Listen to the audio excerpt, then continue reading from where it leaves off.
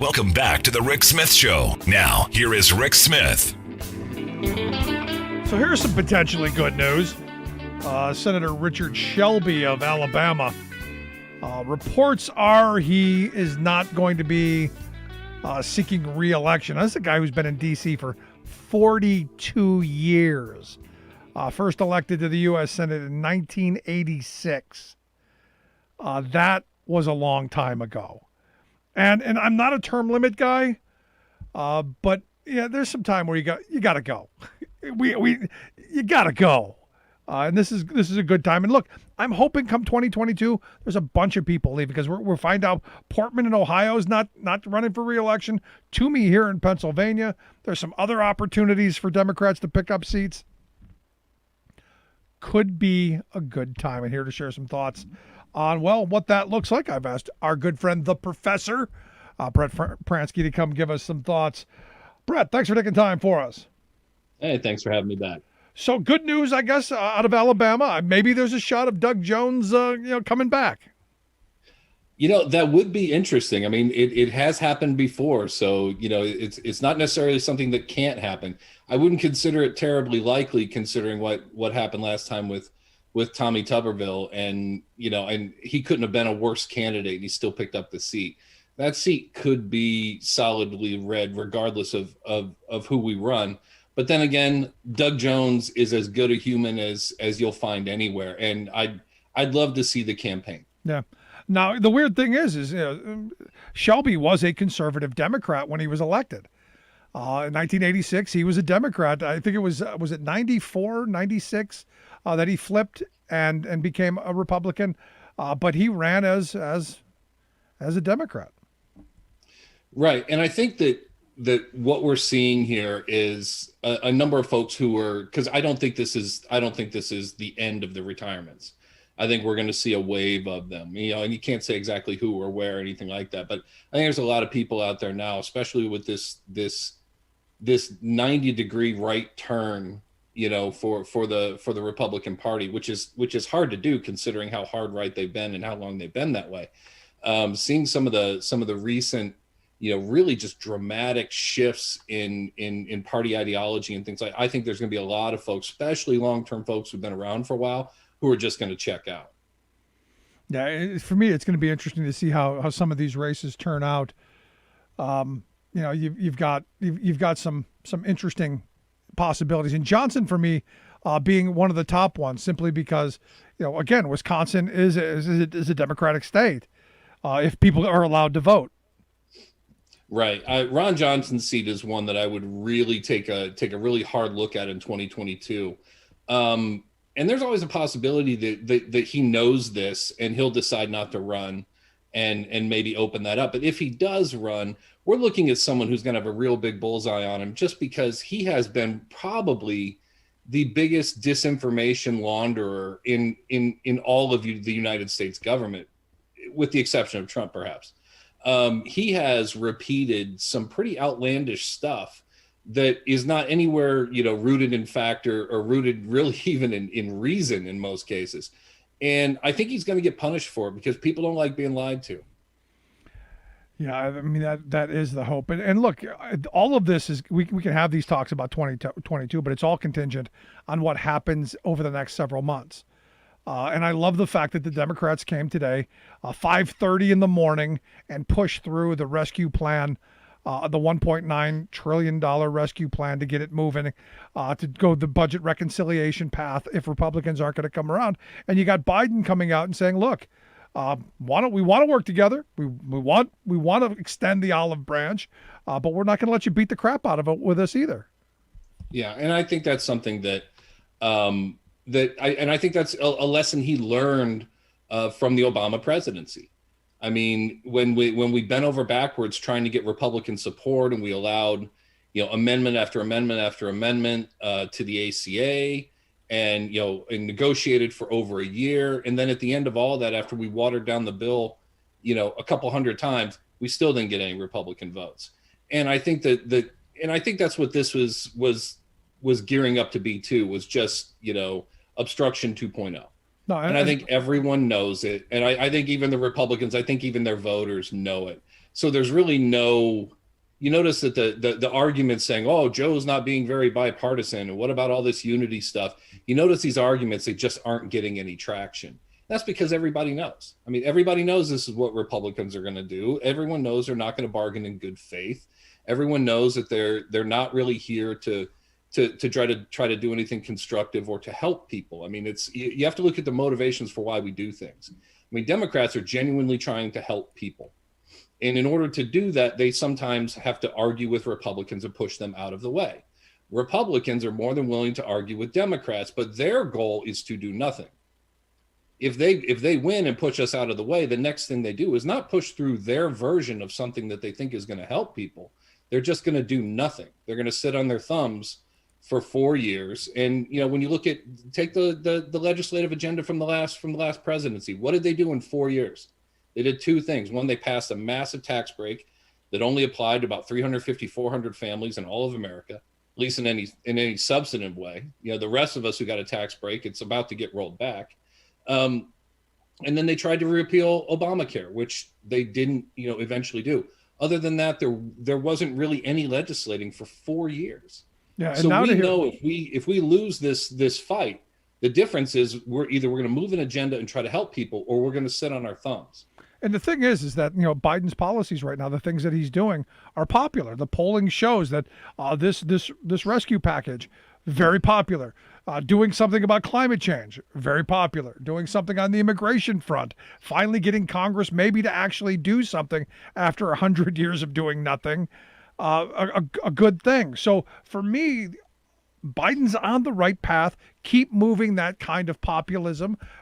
Keep pursuing the right policy, and hopefully, in another year and a half, that pays off into electoral wins in 2022. And I think that's a real possibility, because at the end of the day, while the right likes to label people socialists and so on, that's their basic, their famous attack line that they just use over and over and over. What gets ignored in that process is the fact that the progressive policies, not individuals, not necessarily people who are real easy to demonize, but the policies themselves are massively popular. You take the healthcare for all plans, Medicare for all plans, things like this. They're all massively popular. Minimum wage increases, massively popular. We're talking 70-30 issues in most cases. So, which is why the attacks from the right are always against the individuals, against the people, against those the people trying to forward those policies. Because the policies themselves, you can't win that fight because people love the policies. So they go after the people, and that's why we have candidates putting themselves on posters, carrying AR-15s next to pictures of legislators, of a different color. You know what I mean? That's why that stuff happens, because they need that kind of personal attack, because policy-wise, they lost this argument years ago. Yeah, there are no policy chops there whatsoever. And I guess the way that they keep winning is by continuing to divide us. Where I think if Biden does the right things, if we do, and I'm not overly hopeful the minimum wage is going to be increased. They've now pulled it, I guess, out of this recovery plan because of the likes of Joe Manchin. But I'm hoping they go back to it because, as you've said, it's popular. Look at Florida, for instance. Florida went overwhelmingly for Trump, but went even more to increase the minimum wage to $15 an hour. Right. And that's the disconnect. If the personal attack lands, if you can find a way to demonize somebody, call them a socialist, call them a radical, call them, whatever you want. If that attack lands, then you can potentially beat that opponent, but you can't beat the policy because the policy is popular regardless. You just have to find a way to make that personal attack more powerful than that policy, which we've been able to do because we haven't passed any policy. Now, once these policies go in place, I think that some of these personal attacks are going to be seen as weak as they are. Now, I'm hoping that because at the beginning I talked about Mitt Romney's plan to give every child like under the age of 5, I guess it is, $350 a month. Every kid between 6 and 17, $250 a month, going on into the future, not just through the pandemic. But he's calling it his Family Security Act, something he's talked about before. And this is a very conservative idea. Came out of Uncle Milton Friedman's negative tax idea of giving people money. But it's socialism. I mean, I know the conservatives say, no, this is capitalism. To be honest, I don't care what you call it. I'm willing to call it God-fearing red, white, and blue capitalism. But we both know it's socialism. But I'm okay with calling it whatever you want as long as we give families the security that they need. So I'm interested in seeing how Republicans address Romney's plan and how much support it gets on that side of the aisle. Yeah, I'm interested in that too, because again, when you talk about buzzwords, and they usually have an ism in them, like socialism and so on. We have all kinds of socialism. I mean, if your house catches on fire, you call the fire department shows up. Why? That's because everybody pays for it. It seems just kind of odd that we demonize these things the way we do, because they are a part of our lives. I mean, it's in some sense, some of these things, especially when they're good policy, they kind of sound a little bit to me like people who are driving cross country to protest highways. I mean, it doesn't make sense. No, you're absolutely right. But on the fire department front, I think it's Orion County, Tennessee. They don't have fire departments that show up at your house. They actually have for-profit fire departments, and then if your house is catching on fire, they will not put it out. They will water the houses around yours, just not yours if you don't pay your dues. Yeah, that just seems a touch mean. You know what I mean? Because a couple of years ago that actually happened. It was one of those things everybody's, oh my God, I can't believe that happened. It actually happened. So yeah, good times. I want to get your thoughts on the legislation put forth today by Earl Blumenauer, Ocasio-Cortez, and Bernie Sanders. They've introduced legislation mandating a declaration of a national climate emergency. Is this the right time for this? I mean, or are we in a national climate emergency? I mean, it's when you listen to the scientists, it's hard to say we're not. I mean, I don't know anybody who looks at everything from the wildfires to the fact we have a major hurricane hit our coast about once every other week and things. I mean, the evidence is there. I mean, and the evidence is there not just to the sescientists, but to the naked eye of any person who's paying attention. Yeah, Jewish lasers, Brett. Jewish lasers. Yeah, no kidding. I could use one of those to shovel off my driveway right now, because we got a bunch of snow this week. But it's hard to see how it's not an emergency. I guess you could always nitpick and get into the weeds on what constitutes an emergency and what does not. But as far as I'm concerned, the planet being on fire, you know what I mean? Just that rates an emergency to me. So I don't think it's necessarily a bad idea to declare it such, and then free up the decision-making power to do something about it. And that's the thing, it's to do something about it. Now look, I'm not a scientist. I don't play one. I don't pretend to be one. I listen to smart people. Smart people give their opinions. Makes sense to me. The other side of this, it makes sense to me that, let's say, burning all the oil on the planet and sucking it all out of the ground and burning it isn't bad for the country. It's just bad for the air. Seems reasonable to me that if we can go to something renewable, if we can go to something that isn't going to cost me a fortune, that we can put, I got solar panels on my house. If we can do those things and do it in a smart way while creating good, solid union jobs so people can support their families, I'm there. Yeah, and so am I. And I think what needs to happen, what's beginning to happen, and I think what we're going to see, hopefully, is the next industrial revolution here in America. Because whoever develops the green energy future, whoever creates that tech and manufactures that tech and brings it to market and is able to produce it in the numbers to make a significant change in the world, that's your next superpower. Yeah. You know what I mean? And it's really got to be us. And given the fact that we are capitalists and we love to seize opportunities, and you have to see this one knocking on the door. I mean, this has got to be a great time to be an innovative mind in America. You know what I mean? And I think what's happening is we're fighting it because, some of these old dinosaur systems that we've had in place forever and ever are just, they're seeing the inevitable, and they're just trying to hold it off for a little bit longer and a little bit longer. But it's just not going to happen. They're going to lose. It's about time that they just change gears or get out of the way. Yeah, wasn't it GM this week that came out and said that they're going to go to all electric vehicles by was it 2030, something like that? Yeah, it wasn't that far away. I think that's fantastic, because imagine what you have to do in order to make that real. Because you just said it out loud. It's now a promise. You know what I mean? It's kind of like when Kennedy said that we were going to put a man on the moon. At the time that he did it, we knew almost nothing about how to actually get it done. We still had a lot more questions than answers, but a president said it, and then we went and made it happen. You know what I mean? And that's kind of what I'm seeing here. I don't think GM has any idea how they're actually going to accomplish what they said, but now they've said it. So now it's time to put those minds to work to make it reality and make it happen. Yeah. And I think it's a bold move. I think it's smart. It's actually 2035. I made sure it's 2035, but it's not just them making all their cars. It's the rest of society making the investments for the infrastructure. We're going to need charging stations everywhere. We're going to need to rethink and remold and rebuild our entire way of living.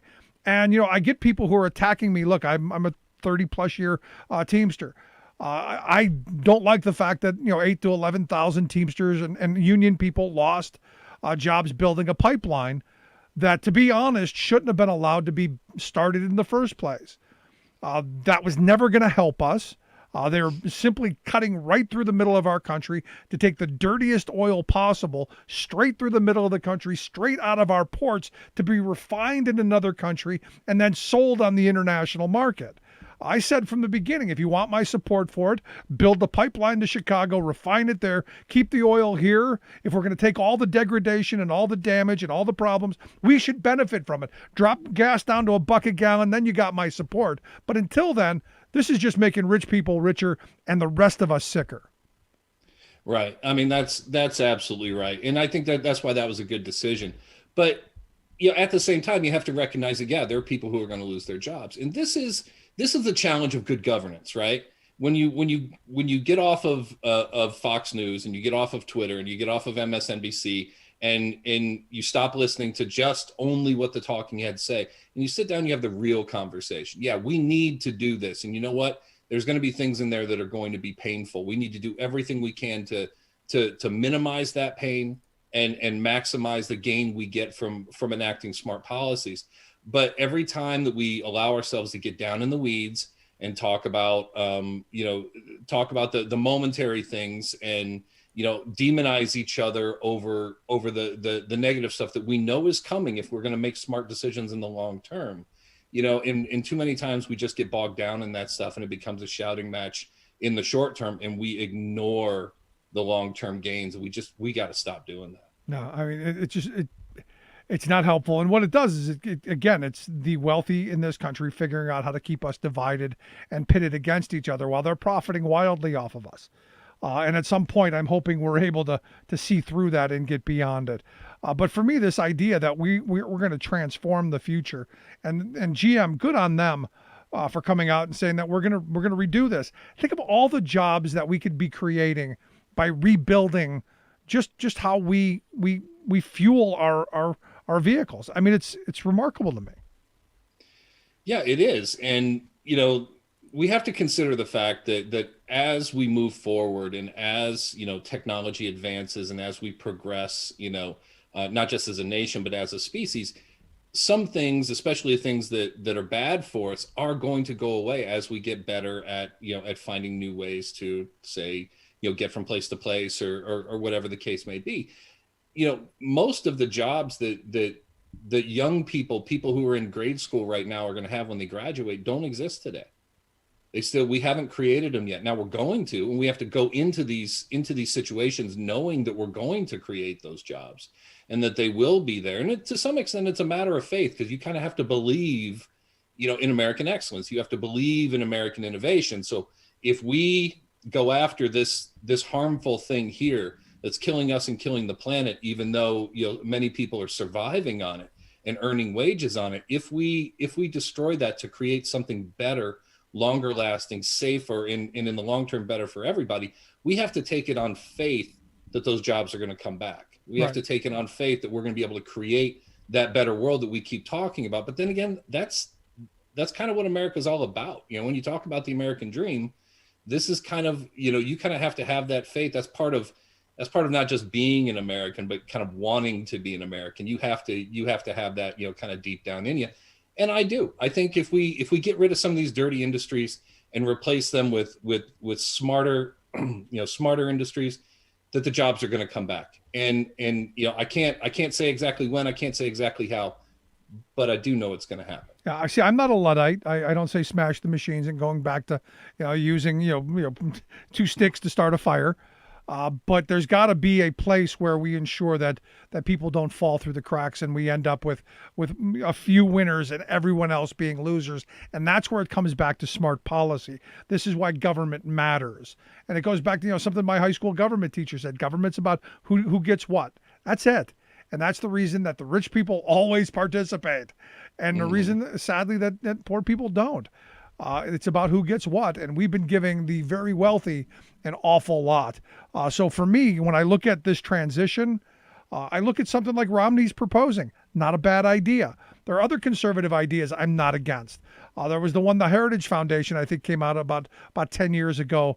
It said every child born, we will put $10,000 into an account, and then when they turn 20, they can go to college or whatever, but they'll have that money set aside. That it sounds like a great idea to me.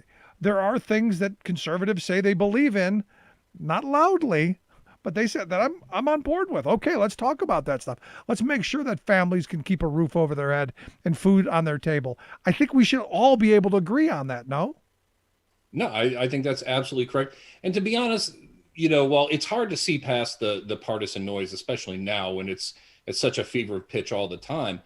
But, there was a time when we used to behave this way, where we had different ideas about how to get to that better place, but we all wanted to go to that better place. We all wanted to be a little better tomorrow than we are today. We all wanted better lives for American families. These were universal goals.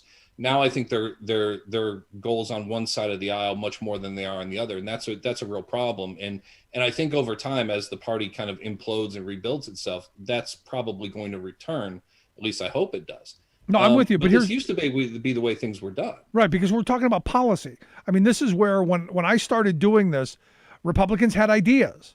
Granted, a lot of them were bad ideas, but you could have a conversation about, just how bad. And is there a way to make this idea better? And for me, that was the excitement of doing this program and figuring out, hey, how do we make things better? The last 10, 12 years, the Republican Party's been basically soulless on the policy front. They were all about, destroying Obama. And then these last 4 years, it's been really only about enriching the wealthy. Yeah, it really has. And that's been unfortunate. And as soon as the Republican Party, kind of sold their soul to big money and corporations, and that became the driving force behind everything they do, that's when things really kind of got off the rails. And now we're in this moment where, where Democrats have got some power and we're moving things a little bit to the left, which is where they need to go. And our opposition is claiming that we're not inviting them into the conversation, when we are. You're welcome to sit down and talk about the best way to move this thing forward. You can do that, but that's not what's happening now. There's a big difference between inviting someone to sit at the table and have a discussion and having to pick up the table, carry it 100 miles and set it down in front of them. There's a big difference between those two things. They're asking us to do the latter. We're doing the former, and there's a disconnect about what's actually going on. Yeah, good point. They'd be welcome at the table, and good policy is welcome at the table anytime. But we're not going to sacrifice good policy just to cater to, your latest buzzword, which, this week is unity. I'm there with you. Last question I wanted to ask you. Evidently, Louis Gohmert, evidently he fined. He and Andrew Clyde, I guess, are the first members of Congress to be fined the $5,000 for bypassing the security screening because maybe we don't want guns on the House floor. Thoughts? Well, I think they should have to pay the fine several times over. I mean, it's just not a sane thing to do. And I'm curious now, when they bypass the security monitors, do they get patted down after that? I mean, if they had a gun on the floor, would that be allowed to happen if they were willing to pay their $5,000 fine, or does somebody check and make sure, Mr.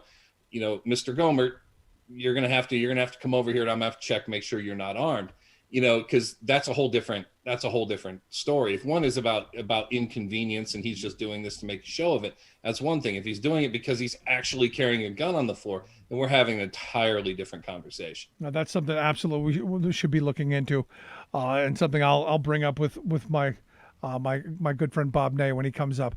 But Brett, I appreciate the time, the thoughts. Good talking with you, my friend. All right, thanks for having me. As always, our good friend, the professor. I'd love to hear your thoughts. You can email me, rick@thericksmithshow.com. Quick break. Right back. Stick around. You're listening to The Rick Smith Show.